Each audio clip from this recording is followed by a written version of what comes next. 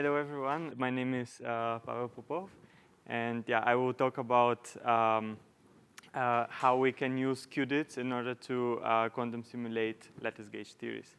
But let me start a bit more broadly. So I would like to let you know that for me, we are living in very, very exciting times. So all the achievements that happened in the last few decades within the quantum technologies are really fascinating. And in the recent years, we already also have QuDits. And indeed, QuDits can be some level of qudit control can be essentially achieved in any major quantum computing platform. To mention few, we have the trapped ions, where we can essentially encode these qudits in the hyperfine structure of the ions. Of course, we also have some qudit control already reported in superconducting circuits, in some photonic chips, Rydberg arrays, and so on and so forth. And if your favorite quantum computing platform is not explicitly shown here, don't feel excluded. I'm sure that some qudit control can also be seen there. So these qudits indeed have great promises for advancement of quantum technologies because they exhibit some genuine multi-level quantum resources.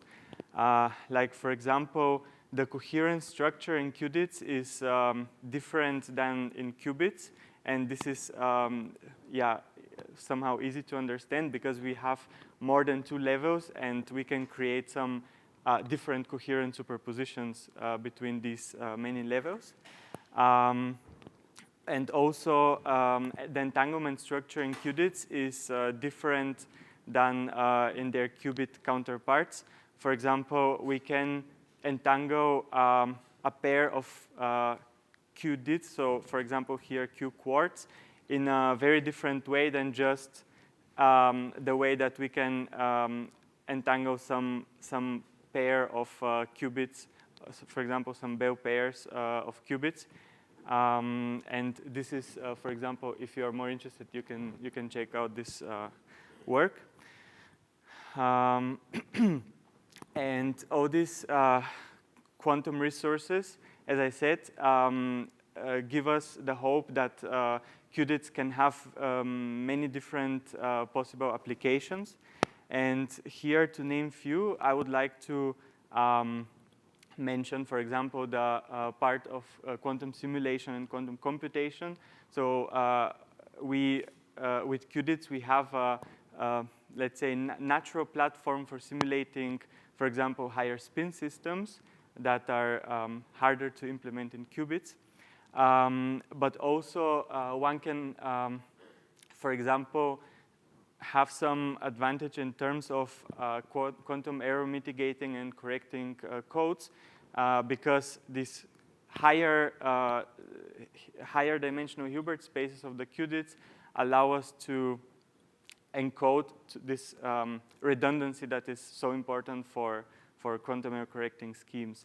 And as I already said, due to the different quantum resources that we encounter in qudits, in terms of coherence, entanglement, we can maybe also think of some advantage in terms of quantum metrology and sensing protocols.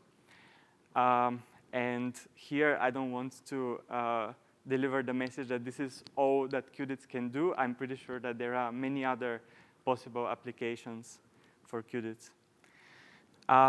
So let me go into more detail about the first part that I mentioned, so the quantum simulation and computation part. And specifically, I would like to talk about quantum simulation of lattice gauge theories, what we are doing in ICFO in Barcelona. So why lattice gauge theories? Well, lattice gauge theories are important because we can essentially encounter them in many different areas, from high energy physics to condensed matter physics, They can be either fundamental theories that describe the underlying particle content of our universe. They can also be some emergent models that describe some emergent physics in condensed matter systems. And also they can be encountered in quantum information. For example, in topological quantum computation, if maybe you have heard that the toric code is a lattice gauge theory. So yeah, they can be seen in very broad, in many different topics. And specifically for high energy physics, there is this, let's say, ultimate goal that one day maybe we will have quantum chromodynamics in the lab. So what does that mean? So the mathematical language that describes the standard model of particle physics is formulated in gauge theories. And lattice gauge theories are, let's say, a very promising way to actually calculate things. However, lattice gauge theories are very difficult to simulate or to classically compute due to many different problems, like, for example, the sign problem, or that we have 3D lattices with high content of with high particle content. So this QCD is maybe a very long-term goal. Instead, instead, what we would like to, what we are doing right now, what is happening, let's say, near term already in the lab, is more one-dimensional models of more or less any important for the standard model symmetry. So we have a billion symmetry that describes electromagnetism, or non-abelian, more complicated ones that describe the weak and the strong force. And recently there is also efforts to go beyond one dimension, so to actually implement two-dimensional systems. And let me tell you a bit more details about that. So the state of the art is almost 10 years ago, we have seen the first pioneer experiments in Innsbruck with trapped ions, where they could simulate for a small system short-term dynamics of the Schwinger model, which is electrodynamics in one dimension. And after that, a few years later, we have seen more large-scale ground state preparation of the Schwinger model, again with trapped ions, again in Innsbruck. And here I would also like to mention that platforms, so not universal quantum computing platforms, but quantum simulating platforms like QuDits are also very successful in implementing lattice gauge theories. And in this paper here, they reported some 71 site quantum simulation of the Schwinger model. Going beyond electrodynamics into more non-abelian symmetries, we have seen also quantum simulation of SU2 and SU3 lattice gauge theories with superconducting circuits, but again in one dimension.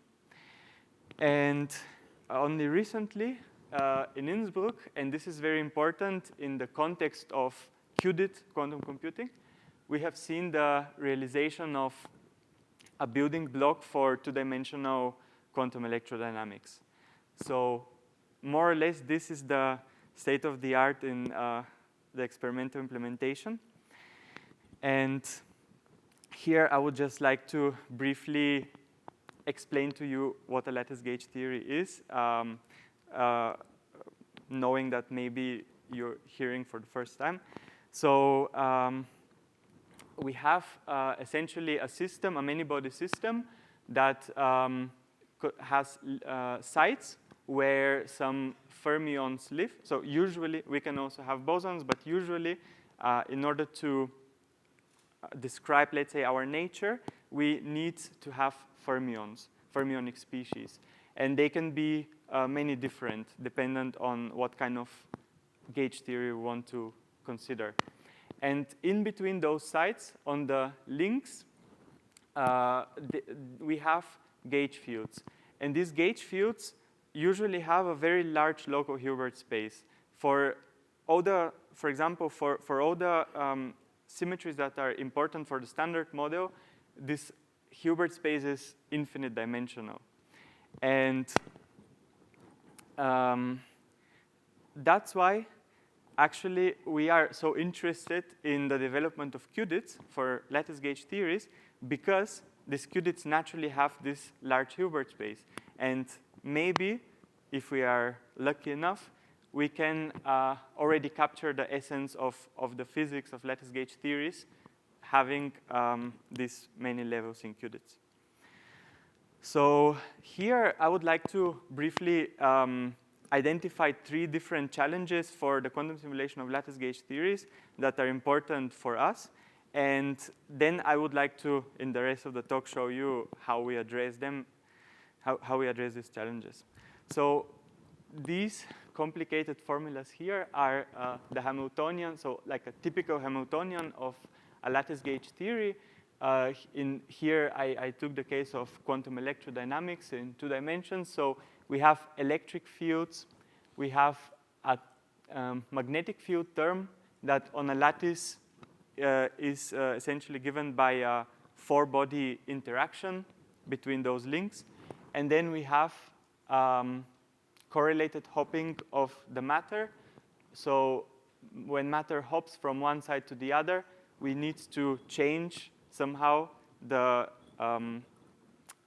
state of the gauge fields in between. So most importantly, these lattice gauge theories have local symmetries, as I already mentioned, and they are described by the so-called Gauss law. So this is a local constraint on each side of the lattice gauge theory, and that's why lattice gauge theory has an exponentially small physical Hilbert space. So from the whole Hilbert space of this on the lattice, actually only an exponentially small part that obeys all these Gauss laws is physical. And the Hamiltonian is actually block diagonal. So the whole dynamics we are interested in only happens in this very, very small sector. So this is one problem, the big redundancy that we have in lattice gauge theories. The second one is when we go beyond 1 dimension, so 2D and 3D, we have to deal, as I already mentioned, with some 4-body magnetic terms. And they are hard to implement the experiment, so it is a formidable challenge to actually engineer such interactions. And the last kind of challenge that we have is that we have to deal with fermions on the lattice. And as you all may know, when we want to encode fermions in qubits or QuDits, and these fermions live in a higher dimensional spatial lattice, we have some problems. So we have some non-local Jordan-Wigner strings. And yeah, the question is, how do we want to address all these challenges? Let me tell you how we would like to address these challenges. So we would like to somehow formulate some effective QuDit systems that are unitarily equivalent to the original lattice gauge theories. And maybe these QuDit systems have much nicer properties. So indeed, this has already been done. For example, you can check out this paper. In 1D, we can, in fact, remove all of the gauge degrees of freedom by integrating them out. And this is a special feature of 1D, where the Gauss law is so impose such constraints that actually we can unitarily map this 1D fermion and gauge field chain onto a 1D spin chain. And the only thing that changes is that we have some long-range Coulomb interactions between these spins. And this is actually a mapping that has been used extensively in favor of the realization of the Schwinger model in the lab.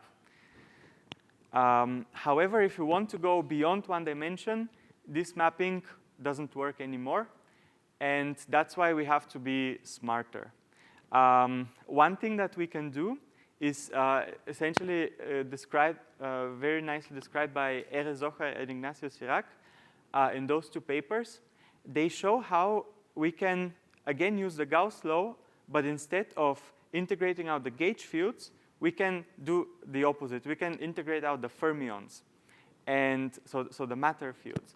And this kind of mapping, quite surprisingly, works for general UN gauge groups. So quantum electrodynamics is covered, and also some extensions of SU2 and SU3. And right now, we are working with Eres on some similar mappings, so extension of this mapping for SU2N, so SU even. But this is still in progress.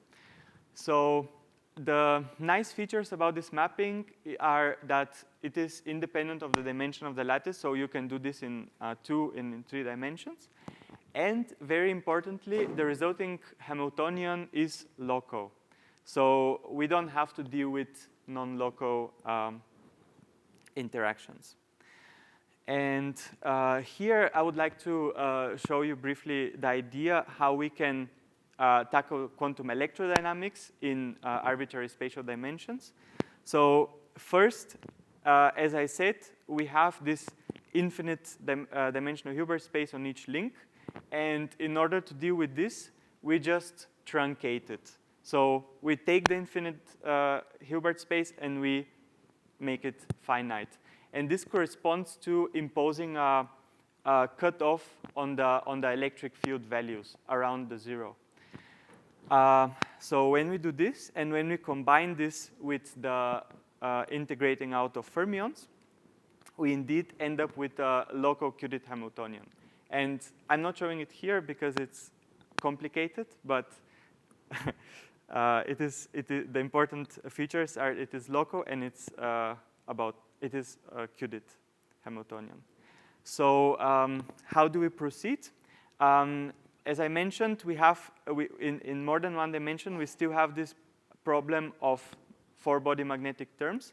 Instead of trying to engineer such interactions, what we do is we would like to employ some variational algorithms where we don't have to engineer the interactions that we see in the Hamiltonian, but we somehow go around this problem. And variational can be, of course, done for ground state physics, but also it can be done for real-time evolution. So the basic idea is that we establish some feedback loop between the quantum computer, so here in the qudit quantum computer, and the classical computer. And we prepare the variational ansatz on the quantum device. We measure some important quantities, and then we feed them in the classical computer. And the task of the classical computer is essentially to solve the Schrödinger equation, being for real or for imaginary time evolution. And what we get from this process is some evolution of the variational parameters that basically parameterize the ansatz as a function of this time being imaginary or real time. And specifically, the variational ansatz for the wave function is for us some parametrized quantum circuit. So a circuit that starts with some initial state that can easily be prepared on the quantum device, and some sequence of here multi-qudit unitary operations. And each of these unitary operations depend on some variational parameters. For example, this can be some angle of rotation or something else. And in our work, we specifically considered the QuDit trapped ion platform in Innsbruck. So it already knows, let's say, how hybrid feedback loop works, because there have been some works more distant in time and more recent about implementing variational algorithms on this device. And also, quite interestingly for us, this QuDit platform has a universal set of native QuDit gates. So by just so this unitary operations that I showed you in the parameterized quantum circuit can, for example, be two-level QuDit rotations. So in this scheme here, some rotations between the levels, and some entangling two QuDit Möller-Sörensen gates. So here I would like to show you our results, and mainly focusing on 2 dimensions. So we also have result in 1D, but let's say the interesting part is beyond 1D.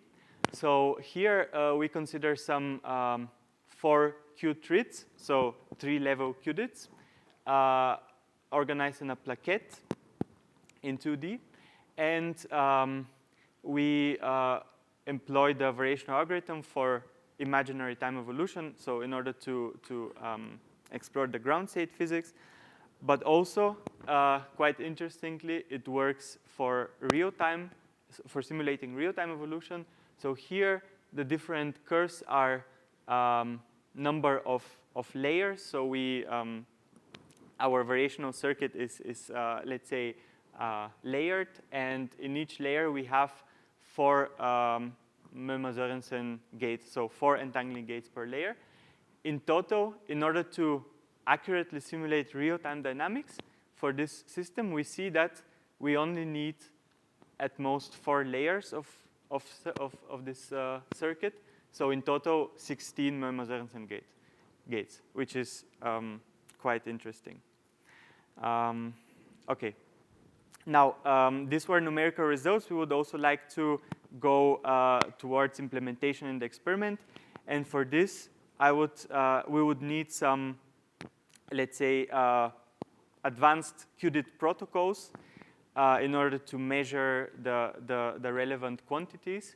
And here, I would just like to mention that recently we have put on arXiv a paper where we generalized the Hadamard test procedure for QuDits in order to measure some dynamical correlation functions, which is important, which are important quantities for this variational time evolution algorithm. And also, there are, let's say, works and efforts in Richard Kung's group in order to generalize this classical shadow procedure for QuDits. So these kind of protocols can help us in future to actually implement this variational time evolution algorithm on the QuDit device. And I would also like to talk a bit more about, let's say, the physics that we can try to implement in the experiment. So here I would like to show you our recent work on multi-flavor physics with QuDits. So what we can do is, instead of going making a big jump towards non-abelian or many dimensions or even QCD, we can take it a bit easier and make essentially smaller steps. So one possibility to go beyond the Schwinger model is just adding more fermionic flavors on each side. And such models can already exhibit quite interesting physics that serves as a toy model for quantum chromodynamics or some supersymmetric Yang-Mills theories, only because we have this many flavors. And one way to implement multi-flavor physics, let's say in the lab, or formulated as a many-body system, is this truncated lattice-Schwinger model. So what we have, so this is the Hamiltonian. We have the gauge fields that are represented by some higher spins, and we have the fermionic flavors on each side. So here I drew 2, but they can be n flavors. And this lattice-Schwinger model, it can be, let's say, so we can extract continuum physics by just going with lattice spacing, so this parameter here, to 0. And so interesting physics can be observed as soon as we put the lattice-Schwinger model on a spatial circle, and we impose some flavor-dependent boundary conditions, which means that the phase that each fermionic species acquires by going around this circle is different. So the questions that we have asked ourselves are, does the truncated Schwinger model that lives on a lattice and has this truncation on the gauge fields actually capture the physics of the continuum model? And the second question is, what happens in the non-perturbative regime? So non-perturbative in the mass of the fermions. And this is actually a non-trivial question because the continuum model is not exactly solvable. So I have to rush a bit. So I want to just show you the results. Here, the circles and the crosses are DMRG, so with tensor networks. We have calculated essentially the chiral condensate, a observable, a relevant observable for fermionic observable. And here, I would like to stress that these results are for cutoff of the electric field cutoff 3. So these are already just 7 levels. And here, the system sizes, we had some 20 sites and 20 links with periodic boundary conditions, and also some finite lattice spacing. So even very much coarse-grained. So in a case of twisted boundary conditions, so flavor-dependent boundary conditions, we see how the chiral condensation is non-zero, and it also lies on the continuum curve. So not only that we see some qualitative behavior, we actually lie on the continuum curve. And also, we can go to, in the non-perturbative regime, so non-zero mass. And what we observe are the oscillations of the ground state energy in the topological angle. So the topological angle is just something like a constant shift in the electric field. So the perturbative predictions are that there will be a difference between periodic, so flavor-independent and flavor-dependent boundary conditions, whereas for flavor-dependent boundary conditions, we have some altered periodicity from 2 pi to 4 pi. And this is exactly what we observe. So we can essentially answer both of the questions positively. So we have very good quantitative results with respect to the continuum limit, and we can use this model in order to go to non-perturbative regimes. So very briefly, we would also like to implement this in the lab, again with trapped ion qudits. And in order to detect some fracton signatures, we would, so this fractional, let's say, periodicity, we would like to employ some variational ground state preparation. So as simple as that. And very briefly, I would like to mention some ongoing efforts that are in collaboration with Erez Zohar in Jerusalem. So we were thinking of going towards non-abelian lattice gauge theories. And instead of taking full SU2, what we would like to do is we would like to consider some discrete but non-abelian subgroup of SU2, which is called D4, the dihedral group. And the elements of this group D4 you can really imagine as just symmetry transformations of a square. So this kind of group has naturally finite dimensional Hilbert space. So we can implement this in the QuDits. And it allows for this integrating out of fermions procedure. So we can formulate a local qudit Hamiltonian. And our idea is to run some variational time evolution for it. OK, so let me finally conclude. We indeed live in very exciting times. We have these QuDits with d greater than 2. And they really can bring us a lot in terms of quantum technologies, and specifically maybe for quantum simulation of some high-energy physics models. And in terms of the last, I have shown you our efforts in Barcelona to essentially simulate time evolution beyond one-dimensional systems. And also, I have shown you what kind of interesting physics we can observe and in models that are already implementable in the quantum device. And of course, we are already heading towards non-abelian gauge theories. So with this, I would like to just thank to all my collaborators. And if you have any questions, feel free to ask.